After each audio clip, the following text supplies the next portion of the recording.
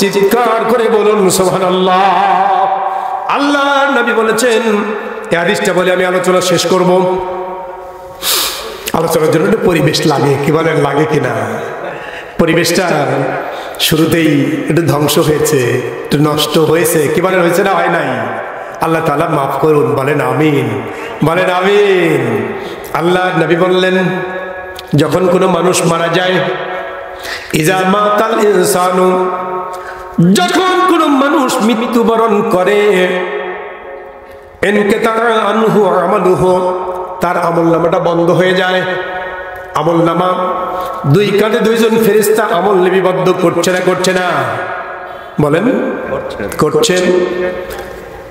সম্মানিত লেখক ফেরেশতাদ্বয় সব কিছু লেখে, গোপনে করলেও লেখে, প্রকাশ্যটাও লেখে, ছোটটাও লেখে, বড়টাও লেখে, কলম দিয়ে করলেও লেখে, কি বলেন, লেখে না?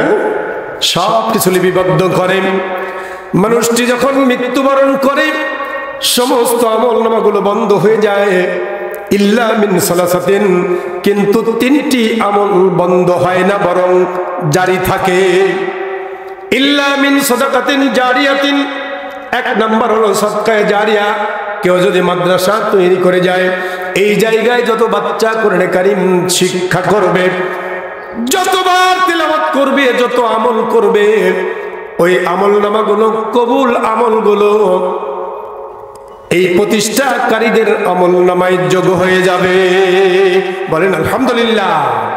দ্বিতীয় নাম্বারটি হলো ওই জ্ঞান, ইলমিন ইনতাফাউ বিহি, যে জ্ঞানের মাধ্যমে মানুষ উপকৃত হয়, ওই জ্ঞান যতদিন পর্যন্ত চালু থাকবে, কিয়ামত পর্যন্ত এই উপকারী জ্ঞান বর্ণনা হতেই থাকবে, ততদিন পর্যন্ত ওই ব্যক্তির কবরে আমলনামায় সওয়াব যোগ হতে থাকবে। বলুন সুবহানাল্লাহ। ওয়ালাদিন সালিহিন ইদউ লাহু, তিন নাম্বারটি হলো নেক সন্তান তৈরি করে যাওয়া, যেই সন্তানটি তার বাবা মার জন্য দোয়া করবে, আল্লাহ তাআলার কাছে হাত তুলে বলবে, রব্বির হামহুমা, পড়ুন, রব্বির হামহুমা কামা রব্বায়ানি সগীরা। আল্লাহ তাআলা আবার বাবা মাকে কবরের ভিতরে তুমি তেমন ভাবে লালন পালন করো, যেমন ভাবে তারা আমাকে আবার ছোট্ট বেলাতে লালন পালন করেছে। একজন মা সন্তানকে লালন পালন করে সেইভাবে পাশে নিয়ে শুয়েছে। সন্তান যখন পেশাব করে বিছানা ভিজিয়ে ফেলে, ভিজাতে রাখে নাকি পরিবর্তন করে দেয়? কথা বলেন। আরেক পাশে নিয়ে নেয়, আরেক পাশে ভিজিয়ে দিলে মা সন্তানটাকে নিজের বুকের উপরে তুলে নেয়। আবার ভাইরা, এই সন্তান, মা তাকে কষ্ট দিল না, ভেজা জায়গায় রাখলো না, ময়লার মধ্যে রাখলো না। এই সন্তান যখন ওই কথাগুলো বলে দোয়া করে, ওই দোয়াটির অর্থ হলো, রব্বুল আলামিন আমার মা ছোট্ট বেলায় আমাকে ভেজা জায়গায় রাখে নাই, ময়লার মধ্যে রাখে নাই, রব্বুল আলামিন আমার মাকে একটা কাপড় দ্বারা পেঁচিয়ে কবরের শুধু মাটির উপরে রেখে দিলাম, কোনো বিছানা দিতে পারলাম না, কিচ্ছু দিতে পারি নাই। ও আল্লাহ, আমার মা যেমন আমাকে বুকে নিয়ে যত্ন করে রেখেছিল, ও বাবুদ, আমার পিতা মাতাকেও তুমি কবরের মধ্যে তেমন ভাবে যত্নে রাখো। কি বলেন, ঠিক কিনা? আল্লাহ রাসূল একটা কবরের পাশ দিয়ে যাচ্ছিলেন, লক্ষ্য করে দেখলেন কবরে আযাব হয়। হাদিসগুলো শুনেছেন আপনারা, আমি একটু মনে করায় দিচ্ছি শুধু। নবীজি দোয়া করলেন, দোয়ার বরকতে কবরের আযাব মাফ হয়ে গেল। আল্লাহ রাসূল চলে গেলেন, ফিরতি পথে দেখলেন আবার আযাব চলছে। নবীজি চিন্তা করলেন, আমি আবারও যদি দোয়া করি বন্ধ হবে, কিন্তু চলে গেলে আবারও শুরু হয়ে যাবে। এই চিন্তা করে দোয়া না করে তিনি খোঁজ করলেন এই কবরবাসীর কোনো সন্তান সন্ততি আছে কিনা। খোঁজ করে ছোট্ট দুইটা বাচ্চাকে পেলেন। ওই ছোট্ট দুইটা বাচ্চাকে নিয়ে এসে শিখিয়ে দিলেন, রব্বির হামহুমা কামা রব্বায়ানি সগীরা, এই দোয়াটি শিখিয়ে সন্তানদেরকে সামনে নিয়ে সন্তানরা যখন বাবা মায়ের কবরের পাশে এই দোয়া বলে দোয়া করলো, আল্লাহর নবী পিছন থেকে আমিন বললেন। আল্লাহ রাব্বুল আলামিন কবরের আযাবকে মাফ করে দিয়েছেন, বলেন আলহামদুলিল্লাহ। মা বোন গো, কান লাগান, আপনাদের জন্য একটা হাদিস বলে দোয়া করবো ইনশাআল্লাহ। একটা হাদিস বলেই দোয়া করবো। মা বোনরা যেহেতু আছেন, আপনাদেরকে আর কষ্ট দিতে চাই না, ভাঙ্গা মজলিস, কি বলেন, ঠিক না আমার ভাইরা? মা বোন, হযরতে আবু হুরায়রা থেকে বর্ণিত হাদিস, আন আবি হুরায়রা রাদিয়াল্লাহু তাআলা আনহু قال قال رسول الله صلى الله عليه وسلم إذا صلت المرأة خمسها وصامت شهرها وحسنت فرجها وطاعت بعلها دخلت من أي أبواب الجنة شاءت। চিৎকার করে বলুন সুবহানাল্লাহ। আল্লাহর নবীর সাহাবী হযরতে আবু হুরায়রা রাদিয়াল্লাহু আনহু থেকে বর্ণিত, তিনি বলেন আল্লাহ রাব্বুল আলামিন নবী বলেছেন, ইজা সাল্লাতিল মারআতু খামসাহা, যখন কোন নারী 5 ওয়াক্ত নামাজ একেবারে ধরে বেঁধে পড়বে। 5 ওয়াক্ত নামাজ, মেয়েরা নামাজে একটু দুর্বল কিন্তু রোজায় খুব পারদর্শী, কি বলেন, ঠিক না? মা বোন, নামাজ ছেড়ে দেবেন না। পুরুষদের ছেড়ে দেওয়া যাবে?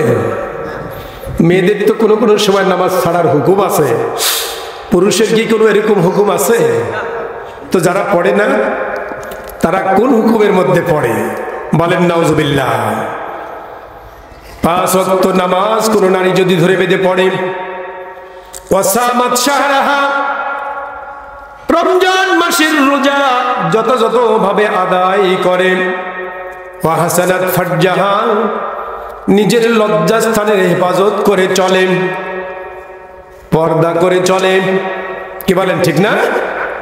পর্দা ফরজ না নফল? পর্দা করা ফরজ না নফল? ফরজ। নামাজ পড়া যেমন ফরজ, পর্দা করে চলা তেমন ফরজ। আবার ভাইরা, জীববিজ্ঞানের একটা থিওরি হলো কচ্ছপ, দেখছেন কচ্ছপ? কচ্ছপ ডিম পাড়ে, দূরে ডিম রেখে দূরে বসে ওই ডিমটার দিকে তাকিয়ে থাকে, চোখ থেকে একটা রশ্মি ওই ডিমের উপরে পড়ে, এই রশ্মির তাপে ডিমে বাচ্চা ফুটে, বলেন সুবহানাল্লাহ। কচ্ছপের চোখের রশ্মি থেকে ডিমে তাপ এলো, তা দ্বারা বাচ্চা ফুটে গেল। আমার ভাইরা, একজন পুরুষ বেগানা কোনো নারীর দিকে যদি দৃষ্টি করে, একজন বেগানা নারী যদি কোনো বেগানা পুরুষের দিকে দৃষ্টি করে, এই দৃষ্টির মধ্যেও জিনার গুনাহ হয়ে যায়, কি বলেন, ঠিক কিনা? কোন নারী যদি পর্দা করে চলতে পারে, পর্দা করে জীবন পরিচালনা করে, লজ্জাস্থানের হেফাজত করে চলে, ওয়া বালাহা ওয়া তাআত বালাহা, এবং স্বামীর অনুগত হয়ে চলে, কয়টা হলো? কয়টা বলেন? 4টে কাজ। 4টে ভবন, 4টি কাজ একটু মুখস্থ করেন। 1 নাম্বার হলো 5 ওয়াক্ত নামাজ, 2য় নাম্বার হলো রমজানের রোজা, 3য় নাম্বার পর্দা করে লজ্জাস্থানের হেফাজত করা, 4র্থ নাম্বার হলো স্বামীর অনুগত হয়ে চলা। এই 5টি, এই 4টি আমল যদি কোন নারী ধরে বেঁধে করতে পারে, নবীজি বললেন দাখালাত মিন আইয়ি আবওয়াবিল জান্নাতি সাআত, ওই নারী আল্লাহ রাব্বুল আলামিনের জান্নাতের 8টি দরজা, কয়টা? 8টি দরজার যে কোনো দরজা দিয়ে ইচ্ছা সেই দরজা দিয়ে তিনি জান্নাতে প্রবেশ করবেন, বলেন আলহামদুলিল্লাহ। আল্লাহ তাআলা এলাকার মা বোনকে এই 4টি আমল করে জান্নাতি হওয়ার তৌফিক আতা করুন, বলছে আমিন, বলুন আল্লাহুম্মা আমিন। সম্মানিত ভাইরা, আমরা যারা এখানে উপস্থিত হয়েছি, দীর্ঘ সময় আমি কথা বলার আপনাদের সামনে চেষ্টা করেছি। আল্লাহ রাব্বুল আলামিন এই কথাগুলোর মধ্য থেকে একটি আমলও যদি আমাদেরকে করার তৌফিক দেন, জ্ঞান অর্জন করতে হবে, ফরজ ওয়াজিবের জ্ঞান আমাদের থাকতে হবে, পবিত্রতা অপবিত্রতার জ্ঞান থাকতে হবে, আরো একটি বিষয়ের জ্ঞান থাকতে হবে, সেটা হলো হালাল হারাম। কি বলেন, আছে না নাই? হালাল হারামের জ্ঞান যদি না থাকে, যা ইচ্ছে তাই খাবো, এটা হবে না। বরং হালাল খাদ্য খেয়ে ইবাদত করলে কেবল রাসূলের হাদিস থেকে কিছু আলোচনা হবে ইনশাআল্লাহ। দয়া করে বসুন। আলহামদুলিল্লাহ নাহমাদুহু ওয়া নাস্তাঈনুহু ওয়া নাস্তাগফিরুহু ওয়া নাউযু বিল্লাহি মিন শুরুরি আনফুসিনা ওয়া মিন সাইয়্যাতি আমালিনা মান ইয়াহদিয়াল্লাহু ফালা মুদিল্লা লাহু ওয়া মান ইউদ্লিলহু ফালা হাদিয়া লাহু ওয়া নাশহাদু আন লা ইলাহা ইল্লাল্লাহু ওয়াহদাহু লা শারীকা লাহু ওয়া নাশহাদু আন্না সাইয়্যিদানা ওয়া সানাদানা ওয়া হাবিবানা ওয়া মাওলানা মুহাম্মাদান আবদুহু ওয়া রাসূলুহু الذي أرسله بالحق بشيرا ونذيرا وداعيا إلى الله بإذنه وسراجا وقمرا منيرا فقد قال الله تعالى في كلامه المجيد وفي فرقانه الحميد। একটু পড়ুন দেখি আমার সাথে সকলে, পড়ুন। আউযু বিল্লাহি মিনাশ শাইতানির রাজীম বিসমিল্লাহির রাহমানির রাহিম ইয়ারফা'িল্লাহু আল্লাযীনা আমানু মিনকুম والذين أوتوا العلم درجات والله بما تعملون خبير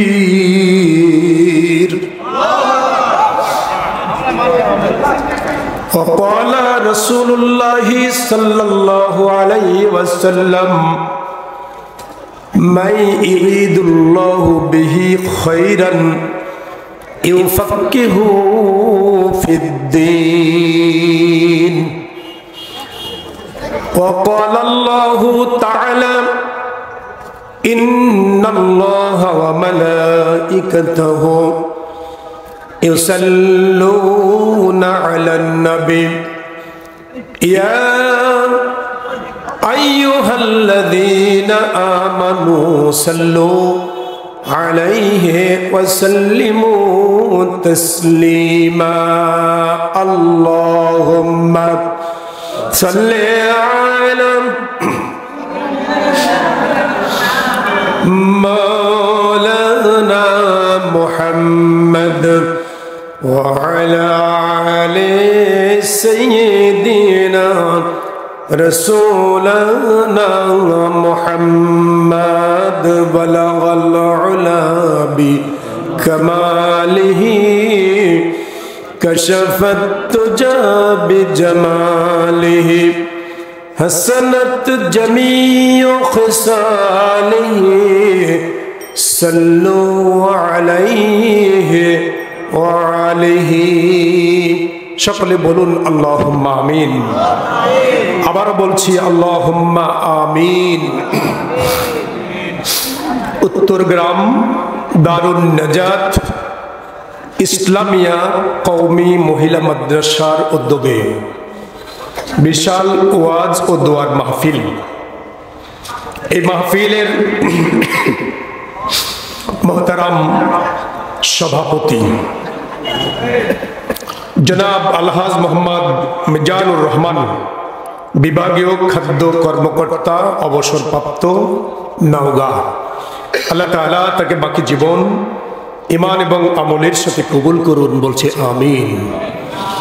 সম্মানিত প্রধান অতিথি জনাব মোহাম্মদ মাহবুবুর রহমান ধলু, সাবেক চেয়ারম্যান মহাদেবপুর সদর ইউনিয়ন পরিষদ, প্রধান মেহমান জনাব মোহাম্মদ আবু হাসান মণ্ডল সহ সভাপতিবৃন্দু, বিশেষ অতিথিবৃন্দু, আল্লাহ তাআলা সকলকেই ঈমান এবং আমলের জন্য কবুল করুন, বলছে আমিন। জাতির শ্রেষ্ঠ সন্তান হযরত উলামায়ে কেরাম, বিশেষ করে আমার পূর্বে কথা বলেছেন হযরত মাওলানা মোহাম্মদ জাকারিয়া সাহেব শিবরামপুর, কথা বলেছেন হযরত মাওলানা মাসুদ বিন শামসী, আল্লাহ রাব্বুল আলামিন তাদেরকে কোরআনে কারীম দ্বারা মনোয়ার করুন, বলছে আমিন। কথা বলার কথা ছিল আলহাজ মাওলানা মোহাম্মদ জাকারিয়া সাহেব, উনি আমি যতটুকু কর্তৃপক্ষের কাছ থেকে শুনেছি উনি অসুস্থ। আমি ওনাদের কথা বিশ্বাস না করে ওইখানে গিয়ে তো আর দেখে আসতে পারছি না, কি বলেন ঠিক না? এজন্য ওনাদের কথা বিশ্বাস করি। মাওলানা জাকারিয়া সাহেবের জন্য আল্লাহর দরবারে আমরা দোয়া করছি, আল্লাহ রাব্বুল আলামিন তাকে সুস্থতার নিয়ামত, শিফায়ে আজিলা, শিফায়ে কামিলা দান করুন, সকলে বলছে আমিন। সামনে উপবিষ্ট দিনদার ইমানদার মুরব্বিয়ানে কেরাম, যুবক ভাইরা, কচি কাচারা, পর্দার অন্তরালে অবস্থানরত সম্মানিত মা ও বোনেরা, আমি আবারও সালাম পেশ করছি, আসসালামু আলাইকুম ওয়া রাহমাতুল্লাহি ওয়া বারাকাতুহু। ভালো আছেন আপনারা? মনে একটু কষ্ট আছে যে জাকারিয়া সাহেবের ওয়াজ শুনতে আসলাম, এসে পাইলাম মুস্তফা আল আমিন, কোথায় শেখ সাদী আর কোথায় অন্য কিছু, নাকি বলেন?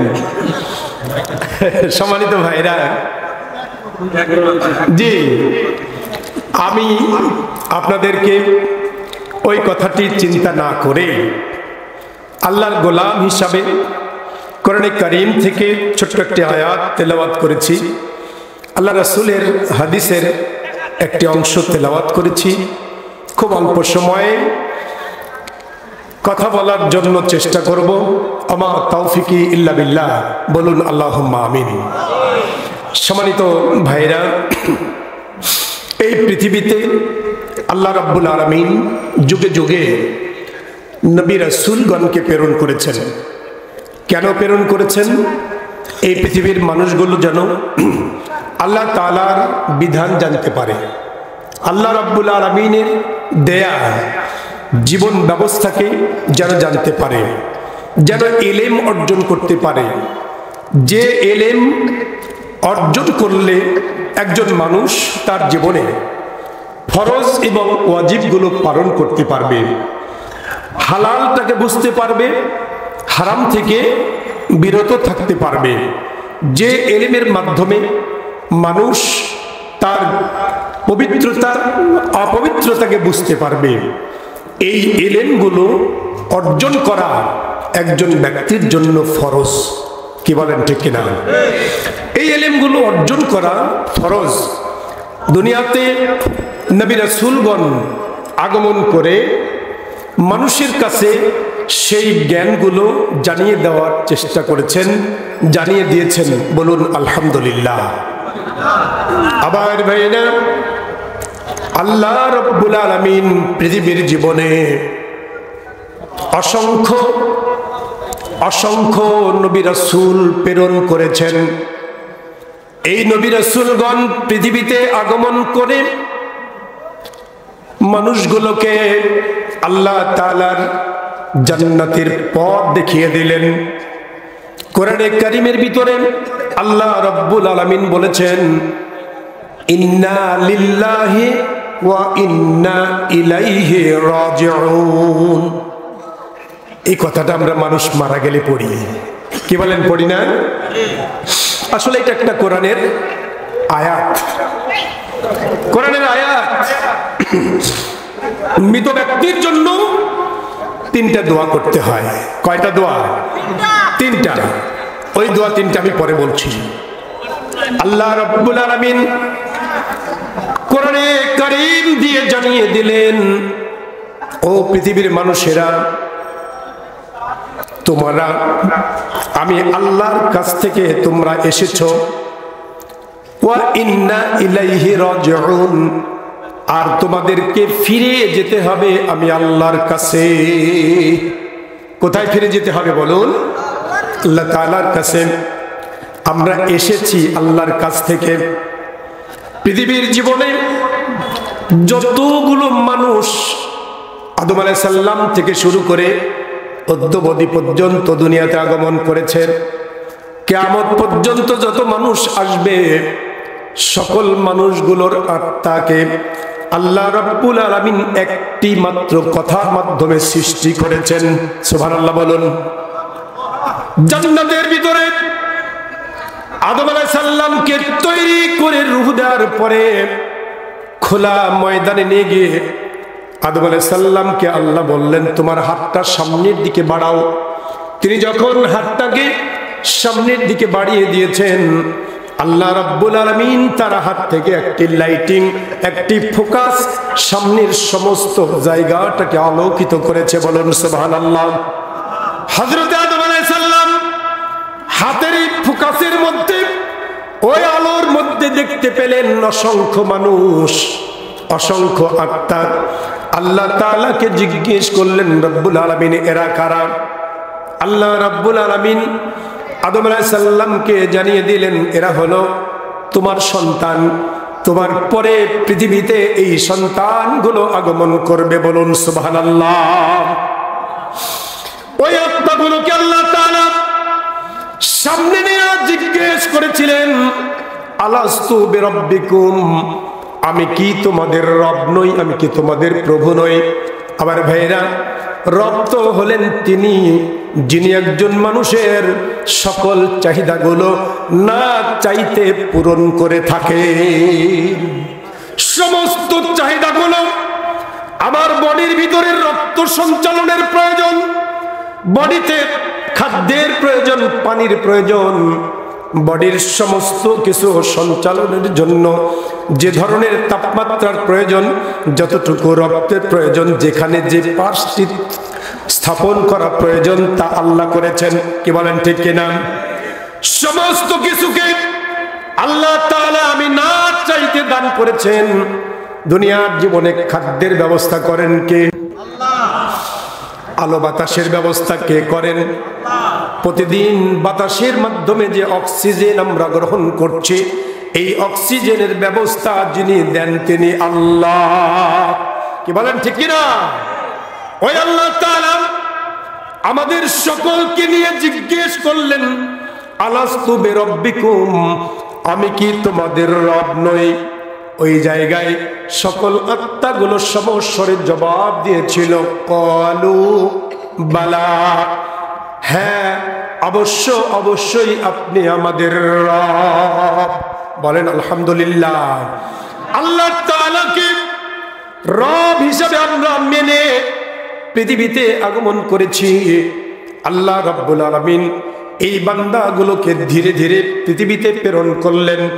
প্রেরিত এই মানুষগুলো জান্নাত থেকে ফিরে এসেছে দুনিয়াতে। কিছু সময় দুনিয়াতে অবস্থান করার পরে এই মানুষগুলোর ফিরে যাওয়ার জায়গা হলো ওই জান্নাত। কি বলেন ঠিক কিনা? আমাদের আদি বাসস্থান হলো আল্লাহ রাব্বুল আলামিনের জান্নাত। কিন্তু ওই জান্নাতে যাওয়ার জন্য আল্লাহ তাআলা আমাদেরকে পথ দেখিয়েছেন। যুগে যুগে নবী এবং রাসূলগণের আগমনের মাধ্যমে আল্লাহ রাব্বুল আলামিন পথ দেখিয়ে দিয়েছেন। সেই নবী রাসূলগণ আল্লাহর বিধান আমাদের কাছে পেশ করলেন। আমার আপনার প্রিয় নবী আখিরি জামানার পয়গম্বর হিসাবে আল্লাহ তাআলা প্রেরণ করেছেন সাইয়্যিদুল মুরসালিন আশরাফুল আম্বিয়া সাইয়্যিদিনা মুহাম্মাদুর রাসূলুল্লাহ। বলুন সাল্লাল্লাহু আলাইহি সাল্লাম। নবীজি পৃথিবীতে আগমন করে তার উপরে দীর্ঘ 23 বছরে আল্লাহ তাআলা অবতীর্ণ করেছেন একটি কিতাব। নাম কি বলুন? কোরআনুল কারীম। আল্লাহ তাআলা এই কোরআনে কারীমকে অবতীর্ণ করে ঘোষণা করে দিলেন, যালিকাল কিতাবু লা রাইবা ফীহি হুদাল লিল মুত্তাকিন। আল্লাহ তাআলা ঘোষণা করে বললেন, এই কিতাব এমন একটি কিতাব যেই কিতাবের মধ্যে কোনো বিন্দুমাত্র সন্দেহের অবকাশ নেই। এই কিতাব পৃথিবীবাসীর জন্য, মুত্তাকিদের জন্য পথ নির্দেশিকা। অন্য আয়াতে আল্লাহ বলেছেন হুদাল লিন্নাস। এই কোরআন হলো পৃথিবীর সকল মানুষের জন্য হেদায়েত, পথ নির্দেশিকা। বলুন আলহামদুলিল্লাহ। আবার ভাইরা, ওই কোরআন আমাদের মাঝে এখনো আছে। আয়াতগুলো সঠিকভাবে এখনো আছে না নাই? কি বলেন, আছে কি না? এই কোরআনের কারীমের আয়াতগুলো কোনো পরিবর্তন হয় নাই, কোনো শব্দের পরিবর্তন হয় নাই, কোনো হরকতের পরিবর্তন হয় নাই, কোনো নুক্তা উপর থেকে নিচে পর্যন্ত, নিচ থেকে উপর পর্যন্ত কোনো পরিবর্তন হয় নাই। আল্লাহ রাব্বুল আলামিন এই কোরআনিক কারীমের ব্যাপারে নিজেই ঘোষণা করে বলেছেন, ইন্না নাহনু নাযালনায যিকরা ওয়া ইন্না লাহু লাহাফিজুন। এই কোরআন আমি আল্লাহ তাআলা অবতীর্ণ করেছি, এইটার হেফাজতের দায়িত্ব আমি আল্লাহর। কে দায়িত্ব নিয়েছেন বলেন? কিছুদিন পূর্বে মাসিক মদিনা নামক একটা পত্রিকা আল্লামা মহিউদ্দিন সাহেব এইটা সম্পাদনা করতেন, উনি মারা গিয়েছেন। এই পত্রিকায় দেখেছিলাম আমেরিকার কোরআনে কারীমের কিছু কপি ছাপানো হয়েছে। কপিগুলো ছাপিয়ে ওই কপিগুলোর ভিতরে কোরআনে কারীমের যে আয়াতগুলো বিধান সংক্রান্ত, হুকুম সংক্রান্ত, এই আয়াতগুলো কিছু পরিবর্ধন করে কপি ছাপানো হয়েছে। কপিগুলো বাজারে ছাড়া হলো। বাজারে বিক্রি করে নিয়ে গিয়া লোকেরা যখন কিনে নিয়ে বাড়িতে গিয়ে পড়তে শুরু করেছে, পড়তে গিয়ে দেখলো কিছু আয়াতকে উল্টো পাল্টা করা হয়েছে, কিছু বাদ দেওয়া হয়েছে, আবার কিছু ঢোকানো হয়েছে। এই অবস্থাগুলো যদি পান, ওই কোরআনে কারীম পড়বেন না, দোকানে ফেরত দেবেন। কি বলেন? সমস্ত কপিগুলো দোকানে ফেরত গেল। এই কপিগুলো তারা আবার ওই প্রেসে চলে গিয়েছে, লাইব্রেরিতে চলে গিয়েছে। ওরা সমুদ্রে ফেলে দিয়ে ধ্বংস করতে বাধ্য হয়েছে। একটি কোরআনের কপিও তারা সমাজে চালাতে পারে নাই।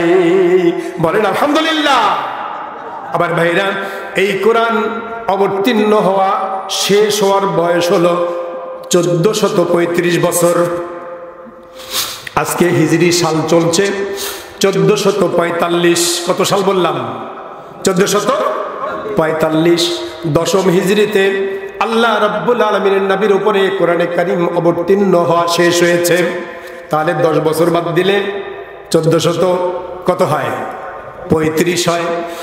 1435 বছর পূর্বে কোরআনে কারীমের আয়াত অবতীর্ণ হওয়া শেষ হয়ে আজ পর্যন্ত এই কোরআনে কারীমের কোনো পরিবর্ধন কেউ করতে পারে নাই, কোনো পরিবর্তন হয়নি। ওই কোরআন আমাদের মাঝে অবিকৃত অবস্থায় রয়েছে, অপরিবর্তিত অবস্থায় রয়েছে। আমরা বিশ্বাস করি এই কোরআন কিয়ামত পর্যন্ত এমনই থাকবে। কি বলেন ঠিক কিনা? এটা বিশ্বাস আমরা করি। আবার ভাইরা, এই কোরআনে কারীমের ব্যাপারে আল্লাহ রাব্বুল আলামিনের নবী কোরআনের জ্ঞান অর্জন করার জন্য নবীজি ঘোষণা করেছেন, তালাবুল ইলমি ফরিদাতুন আলা কুল্লি মুসলিমিন ওয়া মুসলিমাতিন। প্রত্যেক বালিগ নর নারীর উপরে আল্লাহ তাআলা জ্ঞান অর্জন করাকে ফরজ করেছেন। জ্ঞান অর্জন করা কি ফরজ? আল্লাহ রাসূল বলেছেন ফরজ। কতটুকু জ্ঞান অর্জন করা ফরজ? আবার ভাইরা, কামেল পাস করতে হবে, মাস্টার ডিগ্রি করতে হবে, ফাজিল পাস করতে হবে, এরকম পাস করাটা ফরজ নয়, ওটা মুস্তাহাব। ফরজিয়াত হলো যে জ্ঞান অর্জন না করলে আমি আমার জীবনটাকে, আমার শরীরটাকে পবিত্র করতে পারবো না। কি পবিত্রতার প্রয়োজন আছে না নাই? পবিত্র করতে পারবো না। কোরআনে কারিমে আল্লাহ রাব্বুল আলামিন পবিত্রতার ঘোষণা দিতে গিয়ে বলেছেন, ইয়া আইয়ুহাল্লাযীনা আমানু ইযা কুমতুম ইলাস সালাতি ফাগসিলু বুজুহাকুম ওয়া আইদিয়াকুম ইলাল মারাফিকি আমসাহু বিরুসিকুম ওয়ারজুলাকুম ইলাল কারবাইন। বলেন আল্লাহু আকবার। আল্লাহ তাআলা বলেন, ও পৃথিবীর ইমানদার মানুষেরা, যখন তোমরা নামাজের জন্য দণ্ডায়মান হবে তখন তোমরা তোমাদের মুখমণ্ডলকে ধৌত করো, 2 হাত কনুই পর্যন্ত ধৌত করো, মাথা মাসেও করো, আর পদদ্বয় টাকনু পর্যন্ত ধৌত করো। কার নির্দেশ এইটা? আবার ভাইরা, এই আয়াতটার মধ্যে ওযুর 4টা ফরজ আছে, আছে না নাই? ওযুর ফরজ কয়টা? ওযুতে 4টি ফরজ। আমরা কোথায় পেয়েছি? কোরআনে কারীম থেকে। এই জ্ঞানটা যদি আমার না থাকে, আমার গোসলের ফরজের জ্ঞানটা যদি না থাকে, আমি কি পবিত্রতা অর্জন করতে পারবো? পারবো না। কিছুদিন পূর্বে, আজকে 24 সাল শুরু হয়েছে, 19 সাল কোভিড-19 করোনা, মনে আছে? করোনা কয় সালে? 2019 সালে। এই করোনা যখন এসেছিল, করোনার সম্পর্কে ডাক্তারদের, গবেষকদের কোনো ধারণা ছিল না। তারা বলতে পারতো না এইটার কি বৈশিষ্ট্য, কি হবে, কিছুই বলতে পারতেন না। তবে একটি কথা তারা বলেছিল, সেটি হলো বেশি বেশি করে হাত ধোও। বলেছিল কি না? বারবার করে হাত ধুবেন, মুখে মাস্ক পরবেন যাতে করে হাত দ্বারা জীবাণুগুলো মুখের মধ্যে দিয়ে ভিতরে যেতে না পারে। আবার ভাইরা, করোনা থেকে বাঁচার জন্য ডাক্তাররা, গবেষকরা হাত ধুতে বললেন, অথচ আজ থেকে 1400 বছর পূর্বে, 1435 বছর পূর্বে, 1440 বছর পূর্বে আল্লাহ তাআলা কোরআনে কারীম আয়াত অবতীর্ণ করে হাত ধোয়ার নির্দেশ দিয়েছেন। বলেন সুবহানাল্লাহ। এই ওযুর কি কোনো সওয়াব নাই? আছে না নাই? বলবো? কষ্ট হচ্ছে আপনাদের? আমি কি আয়াত হাদিস বলছি না আমার কথা কিছু বলছি? কোরআন হাদিস বলছি। আমার ভাইরা কান লাগান, বলবো কিছুক্ষণ কথা। আপনাদের এই কয়জনের আর কষ্ট নাই বুঝি নাকি? সবুর করেছেন, সবুর করবেন। আল্লাহ রাসূল বলেছেন, কেউ তোমার উপরে যদি জুলুম করে তুমি সবুর করবা, আল্লাহ তাআলা এত বেশি দিবেন তুমি ধারণাও করতে পারবে না, ধারণাও করতে পারবে না। বলেন আলহামদুলিল্লাহ। আবার ভাইরা, কিছু আমলের কথা বলি। একটা আমলও যদি করা যায়, ওই একটি আমল হয়ে যেতে পারে আমার জীবনের জান্নাতের জরিয়া। কি বলেন ঠিক কিনা? জান্নাতের জরিয়া হয়ে যেতে পারে। বলছিলাম, ওযুর মধ্যে আল্লাহ রাব্বুল আলামিন 4টা ফরজ দিলেন। এই 4টা ফরজ আদায় করে কোনো ব্যক্তি যখন ওযু করে, আল্লাহ রাব্বুল আলামিনের নবীর সাহাবী নবীজিকে জিজ্ঞেস করছেন, ইয়া রাসূলুল্লাহ, ইয়া হাবিবাল্লাহ, ওই কিয়ামতের ময়দান হযরতে আদম আলাইহিস সালাম থেকে শুরু করে পৃথিবীর শেষ মানুষটি পর্যন্ত যখন সকলেই কিয়ামতের ময়দানে দাঁড়িয়ে যাবে, ইয়া রাসূলুল্লাহ, ইয়া হাবিবাল্লাহ, আপনি আপনার উম্মতদেরকে কেমনে চিনে নেবেন? কি বলেন? এত মানুষের মধ্যে কেমনে আপনার উম্মতদেরকে আপনি চিনবেন? আল্লাহর নবী বললেন, আমার উম্মতেরা যারা প্রতিদিন 5 বার করে নামাজের জন্য ওযু করে।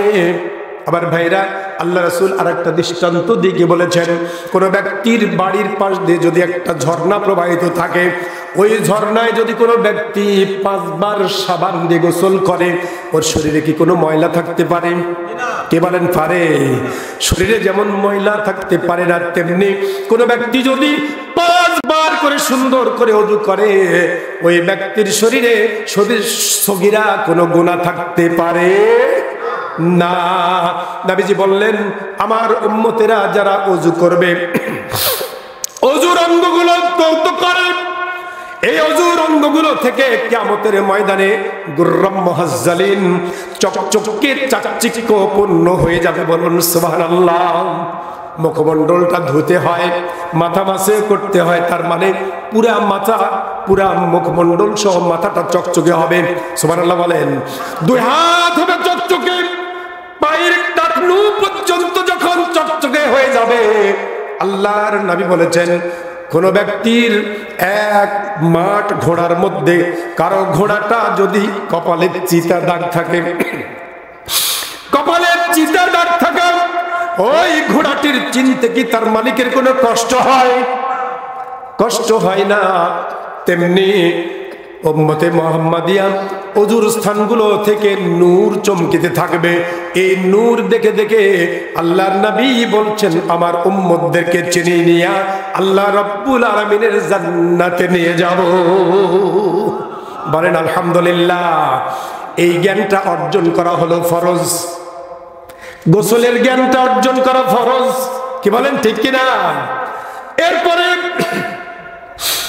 হালালিয়াতের জ্ঞান, পবিত্রতার জ্ঞান অর্জন করলাম, অপবিত্রতার জ্ঞানটাও অর্জন করা দরকার আছে না নাই? আমার সুন্দর জুব্বাটা একেবারে ইস্ত্রি করা ভসভস সব ঠিকই আছে, কিন্তু পেশাব করতে গিয়ে যদি একটা পেশাবের ছিটা এক কোনায় পড়ে, আবার ভাইরা এক কোনায় এতটুকু পেশাবের ছিটা পড়ার কারণে জুব্বাটা যত পরিষ্কারই থাকুক না কেন, ওই জুব্বা দিয়ে কি নামাজ পড়া যাবে? কি বলেন যাবে? যাবে না। তাহলে ওই জ্ঞানটা আমাকে অর্জন করতে হবে। এই জ্ঞানটা পবিত্রতা এবং অপবিত্রতা এই দুইটার জ্ঞান অর্জন করা হলো ফরজ। কি বলেন ঠিক কিনা? এই জ্ঞানটুকু অর্জন করতে হবে। এরপরে আসুন ওয়াজিব এবং ফরজের জ্ঞান থাকতে হবে। হবে না? হবে না। আল্লাহ রাব্বুল আলামিন কোরআনে কারীম দিয়ে ফরজ করেছেন আকিমুস সালাতা লিদুলুকিশ শামসি ইলা গাসাকিল লাইল। রাতের সুবে সাদেক থেকে শুরু করে রাতের কিছু অংশ পর্যন্ত নামাজ আদা করো। এই সময়ের মধ্যে আল্লাহ রাব্বুল আলামিনের ফেরেশতা জিবরিল আমিন দুই দিন 5 ওয়াক্ত করে 10 ওয়াক্ত নামাজ আল্লাহর নবীকে ইমামতি করে পড়িয়ে শিখিয়ে দিলেন। আল্লাহ তাআলার নবী জিবরাইল থেকে শিখানো সেই সময়ে সেই দেখানো পদ্ধতিতে নামাজ আদা করে নিজে নামাজ পড়লেন এবং সাহাবীদের বলে দিলেন, ও আমার সাথীরা রে, সাল্লু কামা রাআইতুমুনি উসাল্লিয়া, তোমরা নামাজ আদা করো যেভাবে আমি রাসূল আমাকে নামাজ আদায় করতে দেখলে। বলেন সুবহানাল্লাহ। রাসূলুল্লাহ যেভাবে নামাজ পড়েছেন আমাদেরকেও সেইভাবে নামাজ পড়তে হবে। আমার মনে পড়ে গেল একজন সাহাবী রাসূলুল্লাহ মসজিদে নববীতে নামাজের পরে এক ধারে বসেছিলেন। একজন ব্যক্তি, যে হাদিসটি বললাম এই হাদিসটার শানে উরুদ, একজন ব্যক্তি এসে পাশে দাঁড়িয়ে নামাজ আদা করলেন। নামাজ পড়ে আল্লাহ রাসূলের কাছে সালাম দিয়েছে, আসসালামু আলাইকা ইয়া রাসূলুল্লাহ।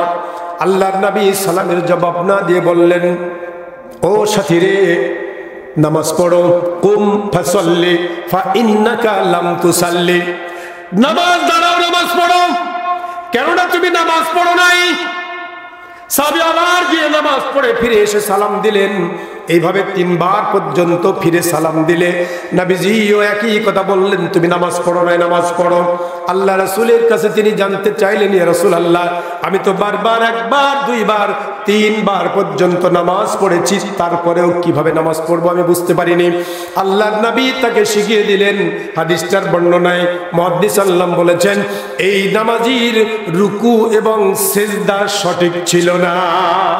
রুকুটা তাড়াতাড়ি করেছে, সিজদাটাও তাড়াতাড়ি করেছে। আমাদের কিছু নামাজি এমন আছে না নাই? খুব তাড়াতাড়ি, সময় লাগে না, রুকুটা সুন্দর করে করে না, সিজদাটা সুন্দর করে উঠে বসে তারপরে আবারও সিজদায় যেতে হবে। এর নাম হলো তাদিলে আরকান। এর নাম কি? তাদিলে আরকান। তাদিল আরকান করা নামাজের মধ্যে হলো ওয়াজিব। কোন ব্যক্তি যদি তাদিল আরকান ছেড়ে দিয়ে নামাজ আদায় করে ওই ব্যক্তির সুজদা লাগবে। ফরজ এবং ওয়াজিব ছেড়ে দিলে সুজদা লাগে। এজন্য তাদিল আরকান সহকারে দৃঢ়স্থির ভাবে আল্লাহ তাআলা কোরআনে কারিমে বলেছেন, কাদ আফলাহাল মুমিনুনাল্লাযীনা হুম ফি সালাতিহিম খাশিউন। যারা বিনয় নম্রতা সহকারে নামাজ আদায় করে ওই মানুষরা হলো মুমিন। আর মুমিনরা কি বলেন? আলহামদুলিল্লাহ। আবার ভাইরা, আল্লাহ রাব্বুল আলামিন একজন নামাজি ব্যক্তি যিনি ইলম অর্জন করেন, জ্ঞান অর্জন করেছেন, এই জ্ঞানী ব্যক্তির ব্যাপারে কোরআনে কারীম যে ঘোষণা করেছেন, ইন্নামা ইয়াখশাল্লাহু মিন ইবাদিহিল উলামা। নিশ্চয় আল্লাহ রাব্বুল আলামিনের বান্দাগণের মধ্য থেকে যেই বান্দারা ইলম অর্জন করে, জ্ঞান অর্জন করে, এই জ্ঞানী বান্দারাই আল্লাহকে সবচেয়ে বেশি ভয় করে। বলেন আলহামদুলিল্লাহ। এই বান্দারা সবচেয়ে বেশি ভয় করে। আবার ভাইরা, জ্ঞান অর্জনের ব্যাপারে আমি জ্ঞানের কথাটাই আলোচনা করতে চাইছিলাম। ইলম অর্জন করা, ইলম ছাড়া ঈমান পরিপূর্ণ হতে পারে না। ইলম জ্ঞান ছাড়া ঈমান পরিপূর্ণ হয় না। আপনি যদি ওযুর জ্ঞান না জানেন, ওযুর জ্ঞান যদি আপনার না থাকে, ওযু না ঠিক হলে নামাজও ঠিক হবে, কথা বলেন, হবে না। এজন্য ঈমানের জন্য জ্ঞান প্রয়োজন, ইলম প্রয়োজন। আল্লাহ রাব্বুল আলামিন পড়তে গিয়ে কোরআনে কারীমের সর্বপ্রথম যে আয়াতটা তেলাওয়াত অবতীর্ণ করেছেন সেটি হলো, ইকরা বিইসমি রাব্বিকাল্লাযী খলাক, খলাকাল ইনসানা মিন আলাক, ইকরা ওয়া রাব্বুকাল আকরাম আল্লাযী আল্লামা বিল কালাম। বলেন আলহামদুলিল্লাহ। আল্লাহ রাব্বুল আলামিন কোরআনে কারীম দিয়ে পড়ার কথা বললেন। আল্লাহ তাআলা জমাট বাঁধা রক্তপিণ্ড থেকে মানুষগুলোকে সৃষ্টি করে জ্ঞান দান করেছেন, পড়তে শিখিয়েছেন। বলুন আলহামদুলিল্লাহ। যারা পড়তে চায়, যারা বুঝতে চায়, আল্লাহর নবী তাদের ব্যাপারে বলেছেন, মাই ইউরিদুল্লাহু বিহি খায়রান ইউফাক্কিহু ফিদ্দীন। এই বাচ্চারাই, কি হয়েছে তোমাদের? এত মানুষ চুপচাপ শোনে আর তোমরা হাদিস কোরআন শোনো না। এই জায়গায় তোমাদেরকে তো আসতে হবে। আমরা কিছুদিন পরে চলে যাব, কি বলেন, ঠিক না? ওদেরকে আসতে হবে, লেখাপড়া শিখতে হবে, তারপরে এখানে আসতে হবে আবার, কি বলেন, ঠিক কিনা? আল্লাহ ওদেরকে কবুল করুক। বলেন আমিন, বলেন আমিন। এই তোমাদের জন্য কি দোয়া করছি শুনলে? বলো আল্লাহুম্মা আমিন। আবার বেইরা বাবা কান লাগাও। এই আমার দিকে তাকাবে, পরস্পর নয়, দূরে বসো, ফাঁকা করে বসো। আবার বেইরা নবীজির একটি হাদিস বললাম একটু আগে। আল্লাহ রাব্বুল আলামিনের নবী বলেন, মাই ইউরিদুল্লাহু বিহি খায়রান। আল্লাহ তাআলা যেই মানুষের কল্যাণ চান, যার ভালাই চান, ইউফাক্কিহু ফিদ্দীন, ওই মানুষটিকে দ্বীনের জন্য, জ্ঞানের জন্য, ইলমের জন্য, আমলের জন্য কবুল করেন। বলেন আলহামদুলিল্লাহ। আল্লাহ তাআলা না চাইলে আপনি নামাজ পড়তে পারবেন না। আল্লাহ তাআলা না চাইলে আপনি কোনো ইবাদত করতে পারবেন না। ইবাদত করতে পারাটা আল্লাহ তাআলার কল্যাণ চাওয়া। বলেন আলহামদুলিল্লাহ।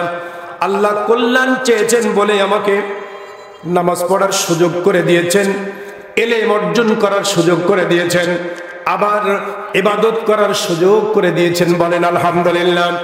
আবার বাইরে আল্লাহর নবী বলেছেন, পৃথিবীর জীবনে কোনো ব্যক্তি যদি এশার নামাজ জামাত সহকারে আদায় করে, কোন নামাজ? এশার নামাজ জামাত সহকারে আদায় করে। এশার নামাজ কি হয়েছে ভাই? হয়েছে না হয় নাই? হয়তো অনেকের নাও হয়ে থাকতে পারে। এশার নামাজ জামাত সহকারে আদায় করে গিয়া কোনো ব্যক্তি যদি ঘুমিয়ে যায়, সারা রাত জাগলো না, আবার ফজরের নামাজে গিয়ে জামাত সহকারে আদা করলো, ওই ব্যক্তির জন্য আল্লাহ রাব্বুল আলামিনের রাসূল বলেছেন আল্লাহ তাআলা ওই ব্যক্তির আমল নামায় সারা রাত্রি নফল ইবাদতের সওয়াব লিখে দেয়। কিন্তু যদি কোন ব্যক্তি চাকরিভাবে নামাজ ছেড়ে দেয়, আল্লাহ তাআলার নবী বললেন মান তারাকা সালাতান মুতাআম্মিদান ফাকাদ কাফারা। কোন ব্যক্তি যদি ইচ্ছাকৃতভাবে নামাজ ছেড়ে দেয়, সে কি করলো?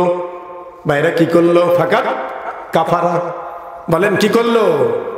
কুফরি করলো। ইচ্ছাকৃতভাবে নামাজ ছেড়ে দিলে কুফরি করেন। অন্য হাদিস আল্লাহর নবী বলেন ওয়ালা তাতরুকান্না সালাতান মাকতুবাতান মুতাআম্মিদান। খবরদার খবরদার, ইচ্ছাকৃতভাবে ফরজ নামাজ ছেড়ে দেবে না।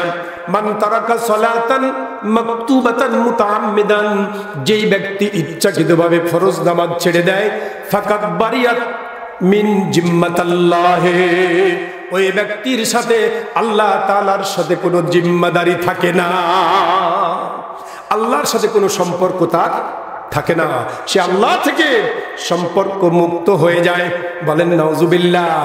আল্লাহর সাথে সম্পর্ক ছাড়া আবার ভাইরা এই দুনিয়া আসমান জমিন সৃষ্টি করেছেন কে? আল্লাহ রাব্বুল আলামিন সমস্ত কিছু সৃষ্টি করেছেন। আমি আর আপনি এই পৃথিবী ছেড়ে আসমানের কোনো দরজা খুঁজে সিঁড়ি লাগিয়ে আল্লাহর সৃষ্টি থেকে বের হয়ে যেতে পারবো না, অথবা জমিনের কোনো সুড়ঙ্গ খুঁজে নিয়ে ওর মধ্যে ঢুকে আল্লাহর আয়াতের বাইরে চলে যেতে পারবো না। আল্লাহর আয়াতেই থাকতে হবে। অতএব আল্লাহ রাব্বুল আলামিনের বিধান মেনেই চলতে হবে। কি বলেন ঠিক কিনা? ইচ্ছাকৃতভাবে কোনো ব্যক্তি যদি নামাজ ছেড়ে দেয়, ওই ব্যক্তি আল্লাহ রাব্বুল আলামিনের জিম্মার বাইরে চলে যায়।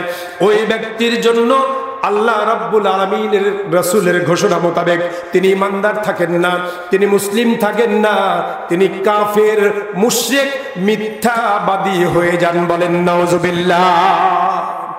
আবার ভাইরা, আল্লাহ রাব্বুল আলামিনের নবী যে দ্বীনের কথা বলেছেন, নবীজির এই দ্বীনের কথার ব্যাপারে আল্লাহ তাআলা কোরআনে কারীম দিয়ে ঘোষণা করে বলেছেন ফাআলাম আন্নাহু লা ইলাহা ইল্লাল্লাহ। ওরে পৃথিবীর মানুষ, জেনে রাখো, জেনে রাখো, আমি আল্লাহ এক ইলাহ ছাড়া আর কোনো উপাস্য নাই। কি বলেন, আছে নাকি? আর কেউ নাই, একমাত্র আল্লাহ রাব্বুল আলামিন।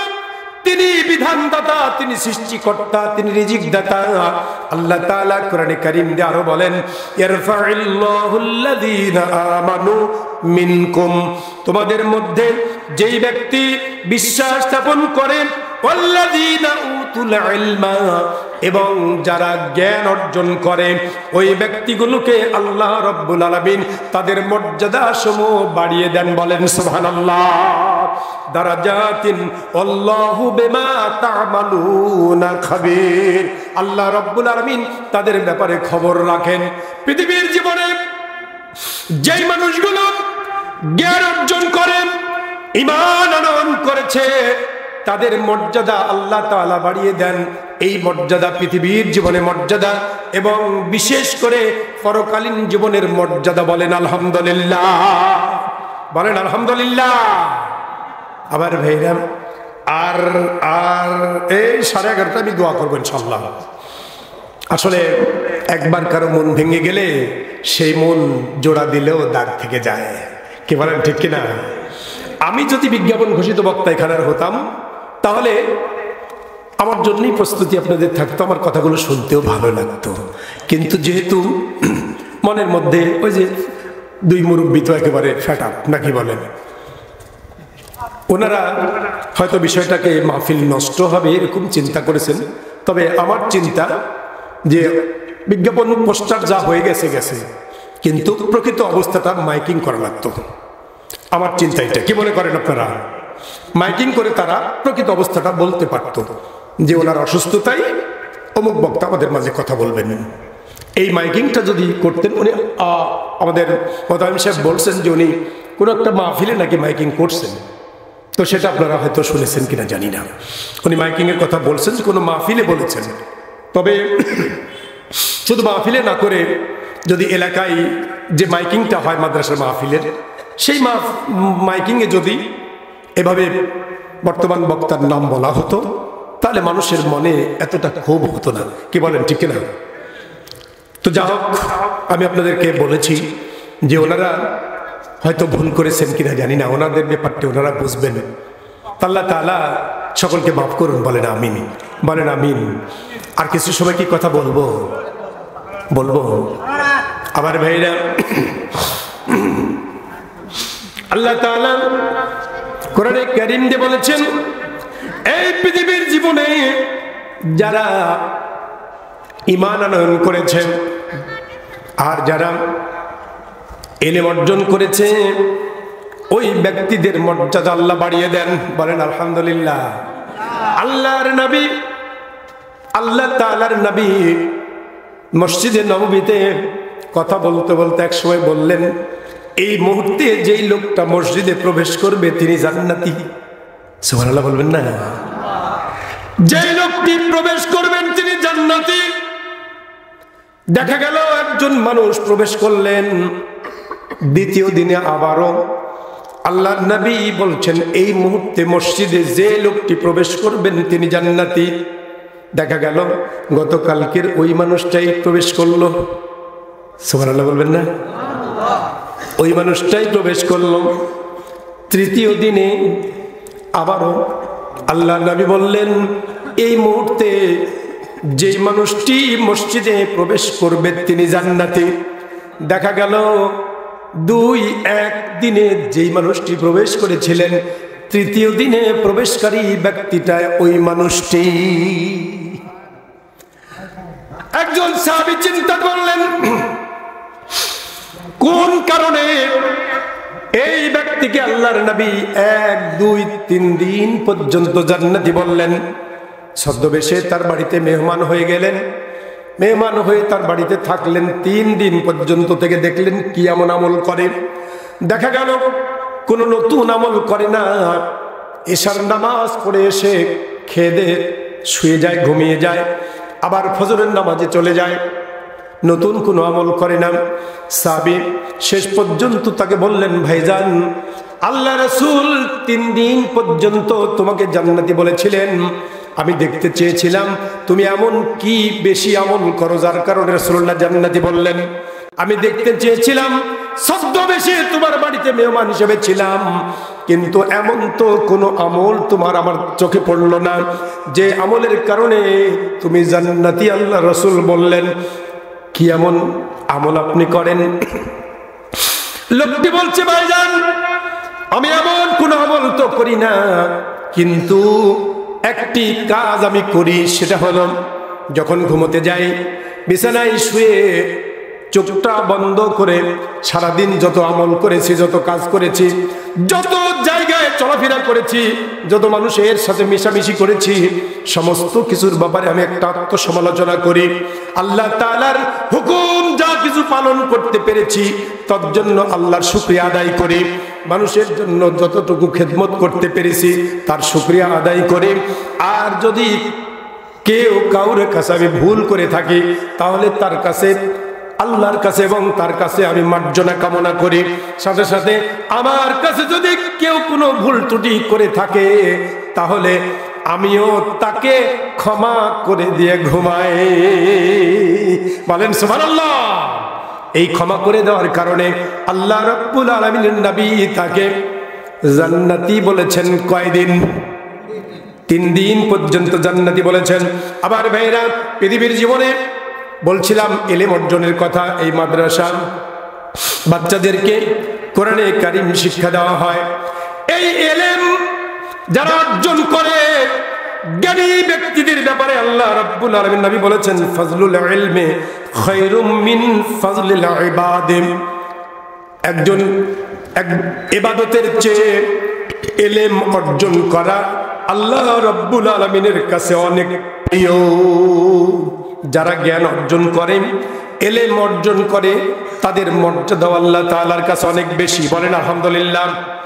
আল্লাহ নবী বলেন, মান জাআ মসজিদি, যেই ব্যক্তি আগমন করে আমার মসজিদে, হাযা লাম ইয়াতিহি ইল্লা বিখাইরিন ইয়াতাআল্লামুহু আও ইউআল্লিমুহু ফাহুয়া বিমানজিলাতিল মাসাজিদ ফি সাবিলিল্লাহ। আল্লাহ রাব্বুল আলামিন বলেন বিমানজিলাতিন মুজাহিদিন ফি সাবিলিল্লাহ, যেই ব্যক্তি আমার মসজিদ আগমন করে, জ্ঞান অন্বেষণ করে, নিজে শিক্ষা করে, অপরকে শিক্ষা দেয়, সে যেন আল্লাহ রাব্বুল আলামিনের রাস্তায় জিহাদকারীর সমতুল্য। বলেন সুবহানাল্লাহ। আবার ভাইরাম, আল্লাহ রাব্বুল আলামিন নবী আরো বলেছেন, যে ব্যক্তি জ্ঞান অন্বেষণ করে আল্লাহ তাআলা তাকে একটি কবুল হজের সওয়াব দান করে দেন। জ্ঞান অর্জনের এত উপকার। আবার ভাইরাম, যে শিক্ষার্থীরা, ছাত্ররা বয়স হয়ে গেছে, তাও জ্ঞান অর্জন করার সময় আছে না নাই? কি বলেন, আছে কি না? একটা হাদিস শোনেন। আল্লাহ নবী বলেছেন, মান সালাকা তরিকান, যেই ব্যক্তি পথ চলে, ইলতামিসু ফীহি ইলমান, জ্ঞান অন্বেষণ করার জন্য, জ্ঞান অন্বেষণের জন্য যে ব্যক্তি পথ চলে, সাহালাল্লাহু লাহু তারিকান ইলাল জান্নাহ। সুবহানাল্লাহ বলেন। আল্লাহ রাব্বুল আলামিন ওই ব্যক্তির জন্য জান্নাতের পথটাকে সহজ করে দেন। যে ব্যক্তি জ্ঞান অন্বেষণের জন্য পথ চলে, আল্লাহ তাআলা তার জন্য জান্নাতের পথকে সহজ করে দেন। বলুন আলহামদুলিল্লাহ। আবার ভাইরা, আপনারা যারা এখানে বসা আছেন আর মাদ্রাসায় তো ভর্তি হতে পারছেন না, জ্ঞান অন্বেষণ করতেও পথ চলতে পারছেন না, তো কি হয়েছে? আপনি আলেম হতে পারেন নাই, কিন্তু একজন আলেম, একজন হাফেজে কোরআনের পিতা যদি হতে পারেন, কি বলেন, পারা যাবে না? দাদা যদি হতে পারেন, কিয়ামতের ময়দানে আল্লাহ রাসূল বলেছেন, আলেম, হক্কানি আলেম, হক্কানি হাফেজের পিতা তার ঊর্ধ্ব পুরুষদেরকে তাদের মাথায় নূরের তাজ পরিয়ে দেওয়া হবে। কি পরিয়ে দেওয়া হবে? নূরের তাজ পরিয়ে দেওয়া হবে।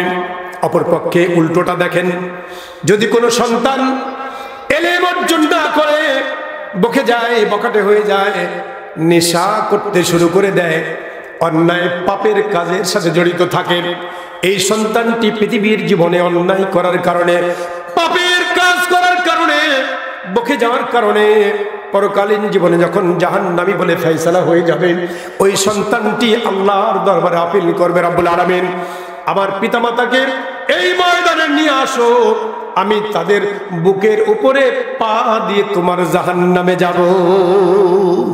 বলেন নাউজুবিল্লাহ। কত মারাত্মক ব্যাপার, কি বলেন, ঠিক না ব্যাঠে?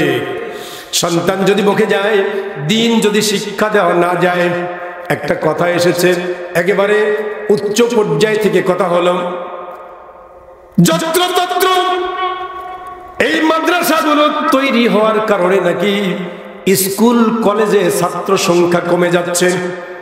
এগুলো প্রতিরোধ করতে চায় কিনা এই কথার দ্বারা বোঝা যায়। আবার ভাইরা, আমি বলি, এই মাদ্রাসাগুলোতে কোরআন শেখানো হয়, দ্বীন শিক্ষা দেওয়া হয়। এই মাদ্রাসায় যেই সকল ছেলে মেয়েরা কোরআনে কারীম শিক্ষা করে, তারা অন্তত একটু বড় হলেও বিড়ি খাওয়া ধরে না। কি বলেন, ঠিক কিনা? এরা অন্যায় কাজের দিকে যায় না, এরা নামাজি হয়, এরা ধৈর্যশীল হয়, এরা আল্লাহ রাব্বুল আলামিনের বিধান মান্যওয়ালা হয়। আবার ভাইরা, এই মাদ্রাসাগুলোতে যে খরচ হয়, এই খরচগুলো মানুষের রক্ত ঘমানো অর্থে পরিচালিত হয়। কি বলেন, ঠিক কিনা? অথচ আজকে বিভিন্ন অনুষ্ঠান করতে গিয়ে বড় বড় ডেক সেট নিয়ে এসে বাদ্যযন্ত্র বাজিয়ে লাফিয়ে লাফিয়ে অনেক অর্থ অপচয় করা হয়, সেদিকে তো নজর আসে না। কি বলেন, ঠিক না ব্যাঠে? অথচ এইগুলোতে যে জায়গায় যে সন্তানগুলো আল্লাহমুখী হয়, আল্লাহর দিকে ধাবিত হয়, এই মানুষগুলোকে বাধা দিয়ে আটকানো যাবে না। বলেন আলহামদুলিল্লাহ। এর সংখ্যা যদিও কম হয়, তবুও এই সংখ্যা, এই কম সংখ্যাটাই আল্লাহ তাআলার কাছে প্রিয়। বলেন আলহামদুলিল্লাহ। আবার ভাইরা, নবীজি বললেন, যারা জ্ঞান অর্জন অন্বেষণ করে জান্নাতের পথটা তাদের জন্য আল্লাহ তাআলা সহজ করে দেন। শুধু তাই নয় ওয়া ইন্নাল মালাইকাতা লাতাদাউ আজনিহাতিহা, নিশ্চয়ই আল্লাহ তাআলার ফেরেশতারা ওই তালিবুল ইলমের পায়ের নিচে তাদের পাখাগুলোকে বিছিয়ে দেয়। বলেন সুবহানাল্লাহ। রিদালি তালিবুল ইলমি, ওই তালিবুল ইলমের সন্তুষ্টি অর্জনের জন্য। ওয়া ইন্না তালিবুল ইলমি ইস্তাগফিরু লাহু মান ফিস সামাওয়াতি ওয়া মান ফিল আরদি। আবার ভাইরা শুধু তাই নয়, ফেরেশতারা পাখায় শুধু বিছিয়ে দেয় না, এই ফেরেশতারা ওই তালিবুল ইলমদের জন্য আকাশ এবং জমিনের যা কিছু রয়েছে, এমনকি পানিতে থাকা মাছগুলো, গর্তে থাকা পিঁপড়াগুলো, সমস্ত প্রাণীগুলো ওই তালিবুল ইলমের জন্য আল্লাহর দরবারে ক্ষমা প্রার্থনা করতে থাকে। বলুন সুবহানাল্লাহ, বলেন আলহামদুলিল্লাহ। আবার ভাইরা নবী রাসূলগণ পৃথিবীর জীবনে কোনো অর্থবিত্ত দিনার দিরহাম সম্পদ রেখে যান নাই, বরং তারা যে জিনিসটি দুনিয়াতে রেখে গিয়েছেন সেটি হলো ইলম, সেটি হলো জ্ঞান। আল্লাহর নবী বলেছেন, আমি তোমাদের জন্য দুটি জিনিস রেখে যাচ্ছি, তারাকতুকুম ফি আমরাইন, এই দুটি জিনিস রেখে গেলাম, কখনোই তোমরা পথভ্রষ্ট হবে না। লান তাদিল্লু, কশিন কালেও পথভ্রষ্ট হবে না। ইন তামাসসাকতুম লান তাদিল্লু, যদি তোমরা দুইটা জিনিসকে আঁকড়ে ধরতে পারো তাহলে কশিন কালেও পথভ্রষ্ট হবে না। বলেন আলহামদুলিল্লাহ। ওই দুটি হলো কুরআনুল কারীম এবং রাসূলের হাদিস। আজ আমাদের কাছে অপরিবর্তিত অবস্থায় আছে, এটা আমি আগেই বলেছি, আছে না নাই? এই দুইটি জিনিস কোন ব্যক্তি যদি আঁকড়ে ধরতে পারে, আল্লাহ রাব্বুল আলামিনের কাছে ওই মানুষটি প্রিয় মানুষে পরিণত হয়ে যাবে। আল্লাহ নবীর সাহাবী হযরতে আবু যরকে আল্লাহ রাসূল ডেকে বলছেন, ইয়া আবা যররিন লিআন তাকদুলা তাআল্লামা আয়াতাম মিন কিতাবিল্লাহি খায়রুল লাকা মিন আন তুসাল্লিয়া মিয়াতা রাকাতাইন। চিৎকার করে বলুন সুবহানাল্লাহ। ওরে আবু যর রে, তুমি যদি কোরআনে কারীমের একটি আয়াতের জ্ঞান অন্বেষণ করো, জ্ঞান অর্জন করো, সেটি হবে তোমার জন্য 100 রাকাত নামাজ পড়ার চেয়ে উত্তম। বলুন সুবহানাল্লাহ, বলেন আলহামদুলিল্লাহ। আবার ভাইরা, জ্ঞান অর্জন করাটা আল্লাহ তাআলার কাছে এত বেশি প্রিয়। আল্লাহর নবী বললেন, লাইসা মিন উম্মতি মান লাম ইযিল্লু কাবীরানা ওয়া ইয়ারহাম সাগীরানা ইয়ারিফ লিআলিমিনা হাক্কাহু। পৃথিবীর জীবনে যেই ব্যক্তি বড়দের সম্মান করে না, ছোটদের স্নেহ করে না, আলেমদেরকে মর্যাদা করে না, ওই মানুষগুলো আমার উম্মতের অন্তর্ভুক্ত নয়। তার মানে আমাদেরকে ছোটদেরকে স্নেহ করতে হবে, ছোটরা বড়দেরকে কি করবে? সম্মান করবে। এই সম্মানগুলোর মধ্যে একটা বরকতি সম্মানের কথা বলবো। বরকতি একটা সম্মান, সেটি হলো আপনি যখনই আপনার বাড়িতে প্রবেশ করবেন, চিৎকার করে বলুন সুবহানাল্লাহ। আল্লাহ নবী বলেছেন, এই হাদিসটা বলে আমি আলোচনা শেষ করব। আলোচনার জন্য একটু পরিবেশ লাগে, কি বলেন, লাগে কিনা? পরিবেশটা শুরুতেই একটু ধ্বংস হয়েছে, একটু নষ্ট হয়েছে, কি বলেন, হয়েছে না হয় নাই? আল্লাহ তাআলা মাফ করুন, বলেন আমিন, বলেন আমিন। আল্লাহ নবী বললেন, যখন কোনো মানুষ মারা যায়, ইজা মাতাল ইনসানু, যখন কোনো মানুষ মৃত্যুবরণ করে, ইনকাতা আনহু আমালুহু, তার আমলনামাটা বন্ধ হয়ে যায়। আমলনামা, দুই কাঁধে দুইজন ফেরেশতা আমল লিপিবদ্ধ করছে না, করছে না? বলেন, করছেন। সম্মানিত লেখক ফেরেশতাদ্বয় সব কিছু লেখে, গোপনে করলেও লেখে, প্রকাশ্যটাও লেখে, ছোটটাও লেখে, বড়টাও লেখে, কলম দিয়ে করলেও লেখে, কি বলেন, লেখে না? সব কিছু লিপিবদ্ধ করে। মানুষটি যখন মৃত্যুবরণ করে, সমস্ত আমলনামাগুলো বন্ধ হয়ে যায়, ইল্লা মিন সালাসাতিন, কিন্তু তিনটি আমল বন্ধ হয় না, বরং জারি থাকে। ইল্লা মিন সাদাকাতিন জারিয়াতিন, এক নাম্বার হলো সাদকায়ে জারিয়া, কেউ যদি মাদ্রাসা তৈরি করে যায়, এই জায়গায় যত বাচ্চা কোরআনে কারীম শিক্ষা করবে, যতবার তিলাওয়াত করবে, যত আমল করবে, ওই আমল নামাগুলো, কবুল আমলগুলো এই প্রতিষ্ঠাকারীদের আমল নামায় যোগ হয়ে যাবে। বলেন আলহামদুলিল্লাহ। দ্বিতীয় নাম্বারটি হলো ওই জ্ঞান, ইলমিন ইনতাফাউ বিহি, যে জ্ঞানের মাধ্যমে মানুষ উপকৃত হয়, ওই জ্ঞান যতদিন পর্যন্ত চালু থাকবে, কিয়ামত পর্যন্ত এই উপকারী জ্ঞান বর্ণনা হতেই থাকবে, ততদিন পর্যন্ত ওই ব্যক্তির কবরে আমল নামায় সওয়াব যোগ হতে থাকবে। বলুন সুবহানাল্লাহ। ওয়ালাদিন সালিহিন ইদউ লাহু, 3 নাম্বারটি হলো নেক সন্তান তৈরি করে যাওয়া, যেই সন্তানটি তার বাবা মার জন্য দোয়া করবে, আল্লাহ তাআলার কাছে হাত তুলে বলবে রব্বিরহামহুমা, পড়ুন রব্বিরহামহুমা কামা রব্বায়ানি সগীরা। আল্লাহ তাআলা আবার বাবা মাকে কবরের ভিতরে তুমি তেমন ভাবে লালন পালন করো, যেমন ভাবে তারা আমাকে আবার ছোট্ট বেলাতে লালন পালন করেছে। একজন মা সন্তানকে লালন পালন করে সেইভাবে পাশে নিয়ে শুয়েছে। সন্তান যখন পেশাব করে বিছানা ভিজিয়ে ফেলে, ভিজাতে রাখে নাকি পরিবর্তন করে দেয়? কথা বলেন। আরেক পাশে নিয়ে নেয়, আরেক পাশে ভিজিয়ে দিলে মা সন্তানটাকে নিজের বুকের উপরে তুলে নেয়। আবার ভাইরা, এই সন্তান মা তাকে কষ্ট দিল না, ভেজা জায়গায় রাখলো না, ময়লার মধ্যে রাখলো না। এই সন্তান যখন ওই কথাগুলো বলে দোয়া করে, ওই দোয়াটির অর্থ হলো রব্বুল আলামিন আমার মা ছোট্ট বেলায় আমাকে ভেজা জায়গায় রাখে নাই, ময়লার মধ্যে রাখে নাই। রব্বুল আলামিন আমার মাকে একটা কাপড় দ্বারা পেঁচিয়ে কবরের শুধু মাটির উপরে রেখে দিলাম, কোনো বিছানা দিতে পারলাম না, কিচ্ছু দিতে পারি নাই।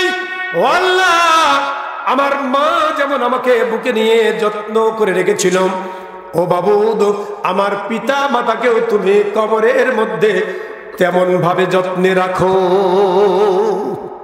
কি বলেন ঠিক কিনা? আল্লাহ রাসূল একটা কবরের পাশ দিয়ে যাচ্ছিলেন, লক্ষ্য করে দেখলেন কবরে আযাব হয়। হাদিসগুলো শুনেছেন আপনারা, আমি একটু মনে করায় দিচ্ছি শুধু। নবীজি দোয়া করলেন, দোয়ার বরকতে কবরের আযাব মাফ হয়ে গেল। আল্লাহ রাসূল চলে গেলেন, ফিরতি পথে দেখলেন আবার আযাব চলছে। নবীজি চিন্তা করলেন আমি আবারও যদি দোয়া করি বন্ধ হবে, কিন্তু চলে গেলে আবারও শুরু হয়ে যাবে।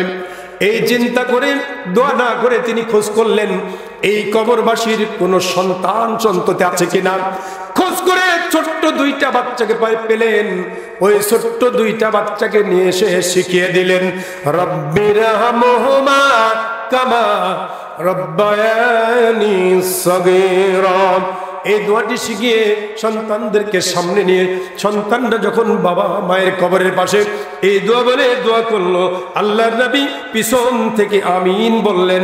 আল্লাহ রাব্বুল আলামিন কবরের আযাবকে মাফ করে দিয়েছেন। বলেন আলহামদুলিল্লাহ। মা বোন গো কান লাগান, আপনাদের জন্য একটা হাদিস বলে দোয়া করবো ইনশাআল্লাহ। একটা হাদিস বলেই দোয়া করবো। মা বোনরা যেহেতু আছেন, আপনাদেরকে আর কষ্ট দিতে চাই না, ভাঙ্গা মজলিস। কি বলেন ঠিক না আমার ভাইরা? মা বোন, হযরতে আবু হুরায়রা থেকে বর্ণিত হাদিস, আন আবি হুরায়রা রাদিয়াল্লাহু তাআলা আনহু قال قال رسول الله صلى الله عليه وسلم اذا صلت المرأة خمسها وصامت شهرها وحسنت فرجها وطاعت بعلها دخلت من أي أبواب الجنة شاءت। চিৎকার করে বলুন সুবহানাল্লাহ।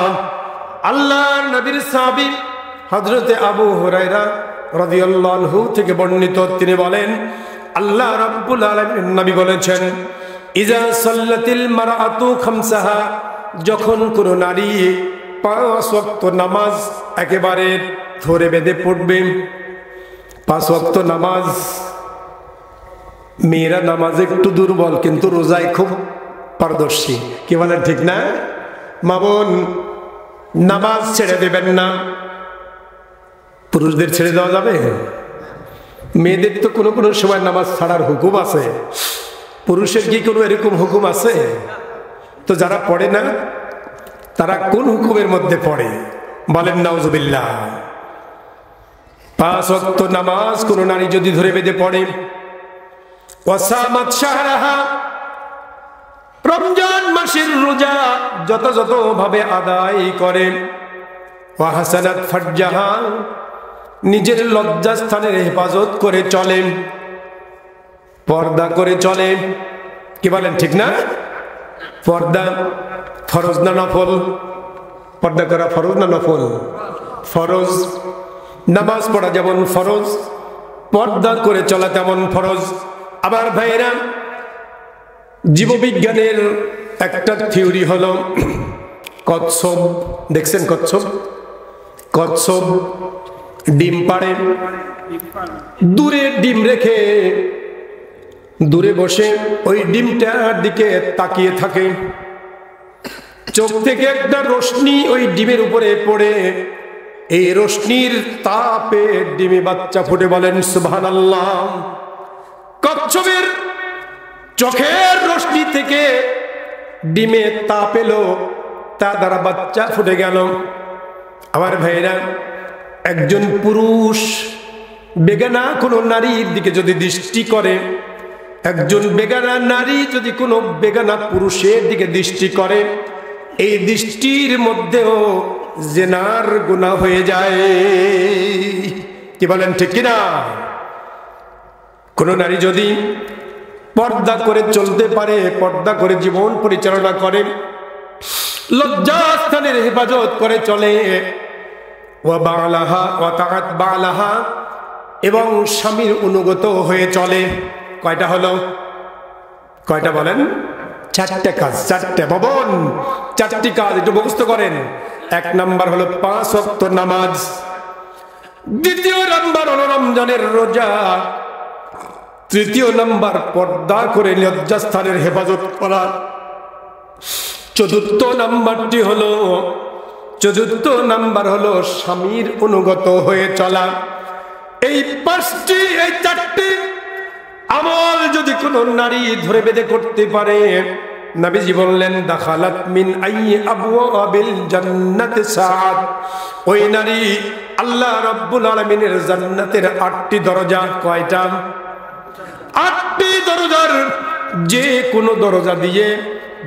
কোনো দরজা দিয়ে ইচ্ছা সেই দরজা দিয়ে তিনি জান্নাতে প্রবেশ করবেন। বলেন আলহামদুলিল্লাহ। আল্লাহ তাআলা এলাকার মা বোনকে এই 4টি আমল করে জান্নাতি হওয়ার তৌফিক আতা করুন। বলছে আমিন। বলুন আল্লাহুম্মা আমিন। সম্মানিত ভাইরা, আমরা যারা এখানে উপস্থিত হয়েছি, দীর্ঘ সময় আমি কথা বলার আপনাদের সামনে চেষ্টা করেছি। আল্লাহ রাব্বুল আলামিন এই কথাগুলোর মধ্য থেকে একটি আমলও যদি আমাদেরকে করার তৌফিক দেন, জ্ঞান অর্জন করতে হবে, ফরজ ওয়াজিবের জ্ঞান আমাদের থাকতে হবে, পবিত্রতা অপবিত্রতার জ্ঞান থাকতে হবে, আরো একটি বিষয়ের জ্ঞান থাকতে হবে, সেটা হলো হালাল হারাম। কি বলেন, আছে না নাই? হালাল হারামের জ্ঞান যদি না থাকে, যা ইচ্ছে তাই খাবো, এইটা হবে না। বরং হালাল খাদ্য খেয়ে ইবাদত করলে কেবল